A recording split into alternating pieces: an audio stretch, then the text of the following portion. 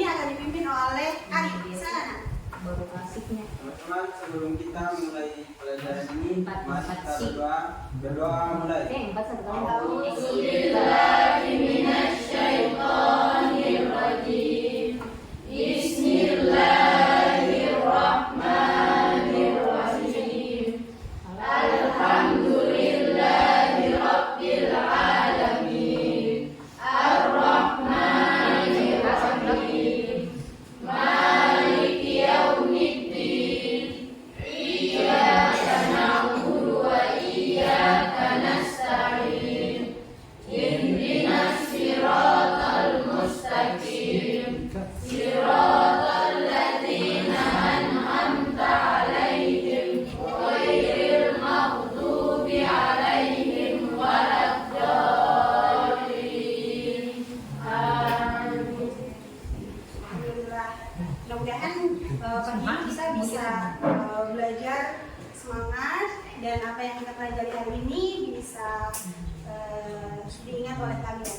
Amin. Oke, Ibu ngecek dulu ya kehadiran kalian.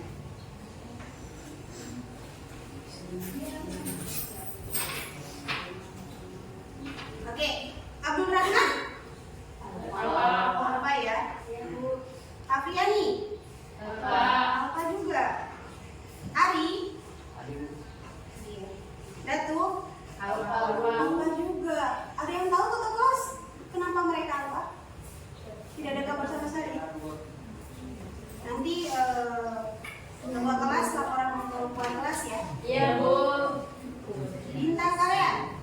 Apa? Apa juga? Banyak yang apa ya? Indi. Intan. Hadir, Bu. Oke, Hadiah. Hadir, Bu. Hadir ya. Siapa yang belum dipanggil Anita ya? Hadir. Ibu baru panggil namanya kok. Anita. Ya berarti yang apa 5 orang ya? Bagus sekali yang sudah hadir hari ini. Semoga besok-besok mereka rajin masuk. Oke, sebelum kita mulai pembelajaran, kita harus tahu dulu nih apa yang akan kita lakukan dalam pembelajaran kita hari ini. Ya, Bu. Semuanya memperhatikan. Oke, pembelajaran kita hari ini mengenai Suhu dan kalor. Iya, subbabnya Perpindahan perpindahan kalor.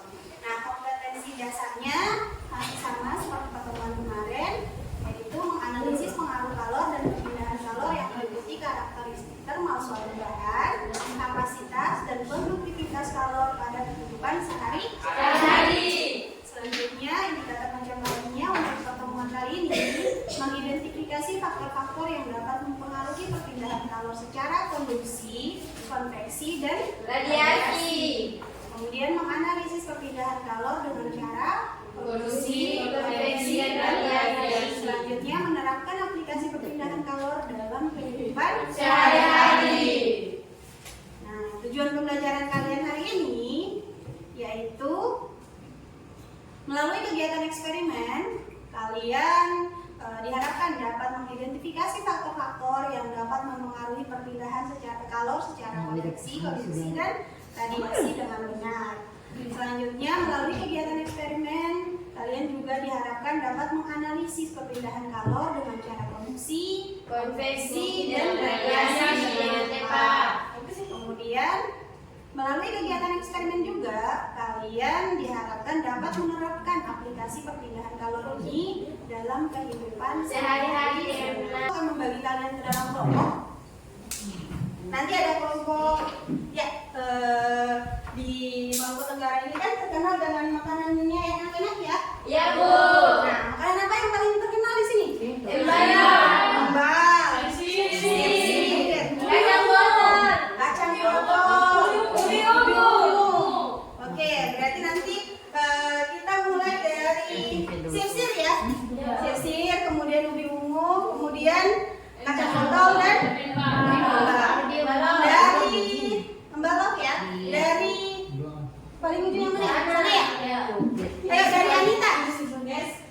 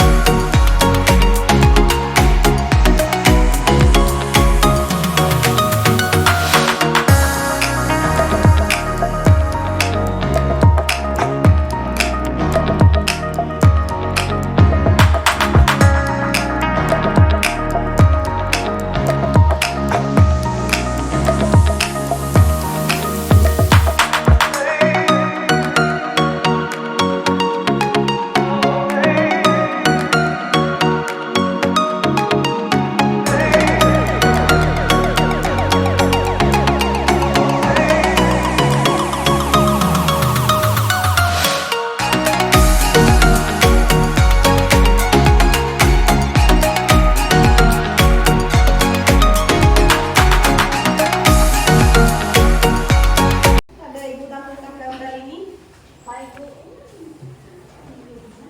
Kelihatan ya? Kelihatan.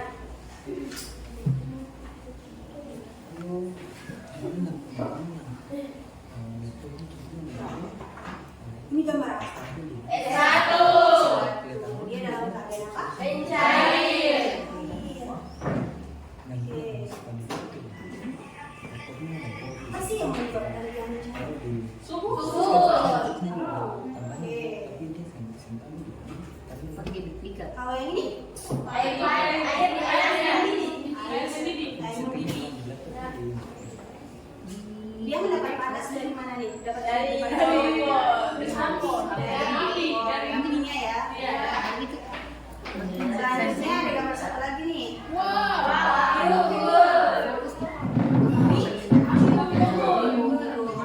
Pernah nggak berada di keadaan seperti ini? Iya. Siapa yang pernah?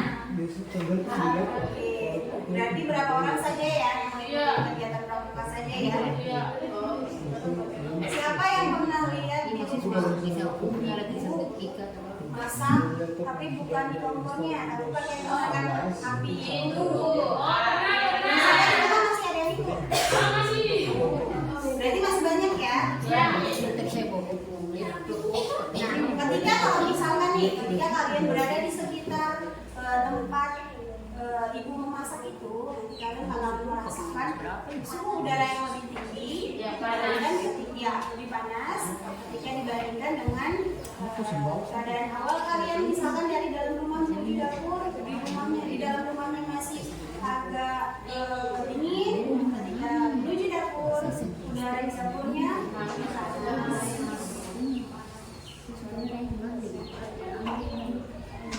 Oke, sekarang perhatikan lagi, ibu ingin memutar salah satu keadaan ini.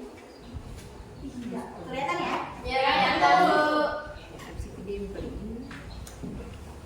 Nah, sebelum ibu membuat demonstrasi ini, ibu ingin tanya ke kalian dulu. Siapa yang masih ingat mengenai kalor? Siapa yang masih ingat nih? Di pertemuan sebelumnya kan kita udah belajar mengenai kalor ya. Hubungan kalor dengan massa benda, hubungan kalor dengan suhu benda, dan hubungan kalor dengan jenis zatnya. Nah, sekarang siapa yang masih ingat mengenai pengertian kalor? Katakan. Ayo. Ya, Intan, silakan. Gak bisa, langsung bilang aja. Kalor adalah energi yang dipindahkan dalam bentuk panas. Energi yang dipindahkan dalam bentuk Panas. Nah, energi yang dipindahkan itu dari benda yang panas banget ke yang ke dingin banget atau yang dari dingin ke panas? Dari panas ke dingin. Jadi benda yang panas itu dia melepaskan kalor, sedangkan benda yang dingin dia menyerap kalor. Seperti itu ya. Perhatikan percobaan yang akan ibu atau demonstrasi yang akan ibu putar. Siapa yang masih ingat ini apa? Yang ini? Kalau itu busen. Bunsen atau bakar spiritus ya. Oke, atau di sini kalau di sini bukan dalam bentuk spiritus tapi dalam bentuk api langsung dan es. Gitu ya. Kemudian yang ini penyanggatnya atau yang kalian gunakan di praktikum kemarin? Oke, di sini ada beberapa benda. Siapa yang masih ingat ini apa? Besi. Yang ini? Yang ini? Yang ini?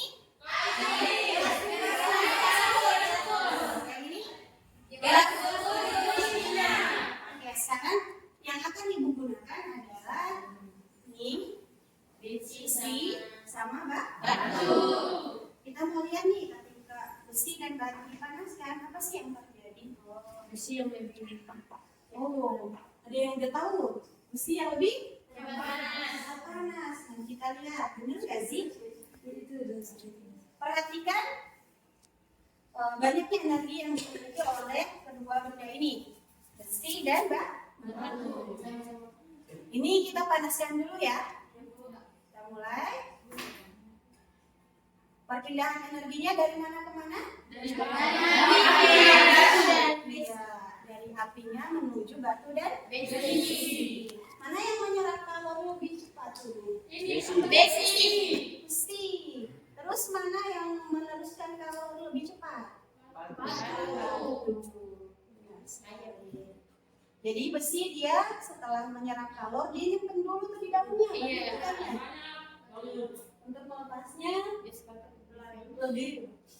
atau lebih lambat.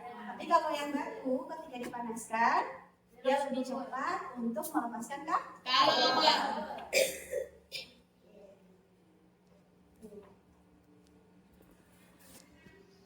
Selanjutnya kalau misalkan ini kan sudah panas banget nih. Coba ibu gunakan es lagi. Coba ya. Apa yang terjadi? Kalorinya nanti bisa Iya, esnya menyerap kalori dari besi dan batu.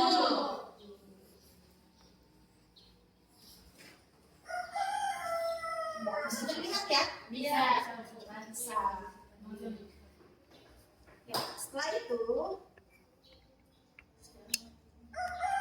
ibu balik nih. Batunya sama besinya.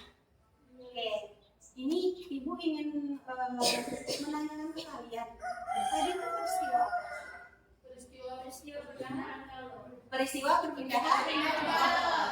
Nanti kalau misalkan mau menjawab ibu saya gitu ya.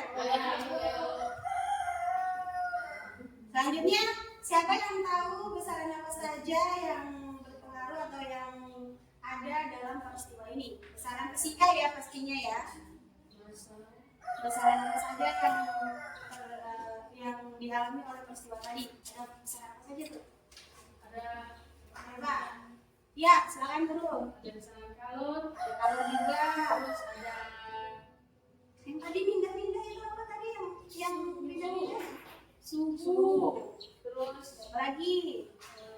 Tadi kelihatan ya huruf apa itu ya di dalam bendanya? energi, Terus apa lagi ya? Yang dari sini ada yang tahu nggak? Bisa ditunggu lagi? Yo, itu energi sudah jalan-jalan itu. Oke, tadi ada besaran fisikanya, kalian bisa tulis di buku di KPD kalian masing-masing, besaran fisika apa saja yang ada di sini. Kemudian peristiwa tadi itu peristiwa apa sih? Nah, bisa dijawab di KPD-nya. Kemudian, nah benda yang dibutuhkan di sini ini benda apa namanya? Kan kalau Ustaz ada berapa jenis? Zat itu ada berapa jenis? zat cair, Zat cair, padat, dan besi, ini kan cuma ada 3. Padat, zat cair, dan gas. Jadi kita cuma ada 3 ya zatnya. Padat, cair, dan gas. Tadi ibu gunakan besi sama batu. Itu zat apa? Padat. Sekarang kalau misalkan nih ibu gunakan ini zat apa nih? Cair. Zat cair. Kalau misalkan ibu gunakan zat cair, panasnya kemana dulu nih sebelum ke airnya? Ke gelas ukur dulu ya, otomatis ya. Panasnya ke gelas ukur dulu. Setelah itu ke air. Setelah air dia berpindah menjadi uap. Uap ini dia berpindah kemana nih? Zat apa? Jadi ada ketiga-tiganya ya. Ada padat, cair, dan gas. Nah, kalian bisa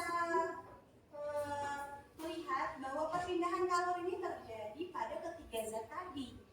Otomatis kalian bisa mengetahui bahwa perpindahan kalori itu terjadi pada semua zat. Nah, perpindahan kalori pada zat padat itu apa sih namanya? Nah, perpindahan kalori pada zat cair itu apa? Dan perpindahan kalori ketika misalkan dari apinya menuju udara sekitar dan menuju air dan gelas ukurnya itu perpindahan panas secara. Kalian bisa melihat di bahan ajar kalian, di buku kalian masing-masing boleh mencari informasi mengenai perpindahan kalor yang kalian. Silakan bekerja dalam kelompok. Buka KBD masing-masing, kerjakan sesuai yang ada di situ. Oke, Bu. Ya, dalam kelompok ingat langsung bantu ketua kelompoknya siapa? Ya, kelompok sini ketua kelompoknya siapa? Ya, berembuk. Nanti setelah ini apa namanya ibu tanya ya. Kelompok di sini langsung tentukan ketua kelompoknya Saskia ya, berarti ya. Oke, langsung ditulis di bagian sudah dapat LKPD masing-masing. Oke, bisa langsung mengerjakan LKPD. Kamu kenapa sih? Sakit? Langsung ke sini sedikit supaya lebih dekat dengan teman-teman. Kalau yang di sini kelompoknya ketua kelompoknya siapa? Kalian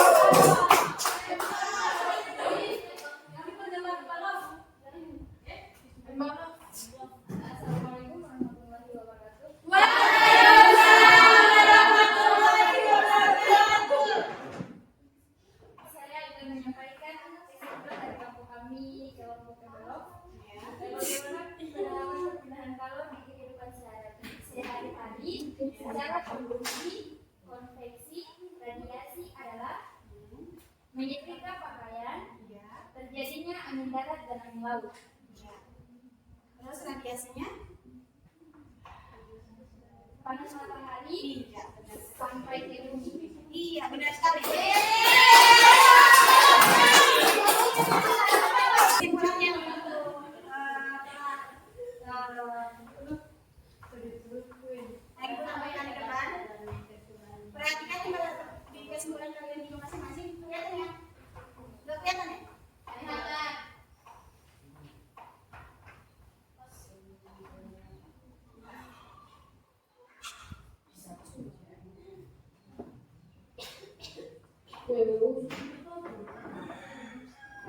Oke, kelihatan ya? Faktor-faktor yang mempengaruhi perbedaan kalor itu ada suhu, ada luas permukaan, area yang luas ya. Kemudian ada panjang benda, kemudian ada juga bahan benda. Sebenarnya ada juga emisivitas, tapi ini ibu tidak tuliskan. Emisivitas bisa masuk di bahan benda. Karena biasanya kalau kalian perhatikan, kalau panas matahari lagi menyengat, kalian disarankan untuk menggunakan pakaian yang berwarna teduh atau putih, terus kuning air, gitu supaya kalian tidak begitu merasa panas. Tapi kalau misalkan kalian menggunakan pakaian hitam, itu siap-siap tuh penyerapan panasnya lebih besar. Jadi untuk radiasi biasanya mereka menyarankan ketika dalam keadaan panas menggunakan pakaian yang lebih teduh. Lebih teduh itu yang tadi ya, putih, kuning air, yang pokoknya warnanya tidak gelap. Paham ya? Kemudian yang kedua, perpindahan kalor terjadi karena perbedaan energi kinetik ini, perbedaan energi kinetik translasi ini dari pergerakan partikel bendanya. Energi kinetik itu adalah energi pada partikel yang mengalahkan pergerakan. Energi kinetik gerak ya. Kalau energi potensial masih ingat ya? Energi potensial itu energi yang dimiliki oleh benda akibat ketinggiannya. Kalau energi kinetik itu karena pergerakan. Terus yang ketiga, proses terjadinya perpindahan kalor yaitu bisa dibacakan nih kalau yang kelompok kacang botol yang nomor 3. Kesimpulan nomor 3 apa sih? Kacang botol yang mana? Oke. Kesimpulan yang ketiga, baca. Proses terjadinya perpindahan kalor yaitu kalor mengalir dari bahan yang suhunya lebih tinggi ke bahan yang suhunya lebih rendah hingga tercapai keseimbangan sel lunak. Keseimbangan termal itu artinya suhunya berada pada keadaan yang bisa dibilang keduanya memiliki suhu yang sama. Kemudian kelompok ubi ungu, Taslim, bisa dibaca? Kelihatan nggak? Contoh penerapan ada dalam kehidupan sehari-hari yaitu saat menyetrika Berapa?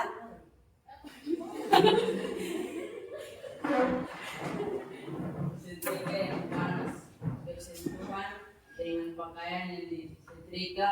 Air adalah konduktor yang berundi.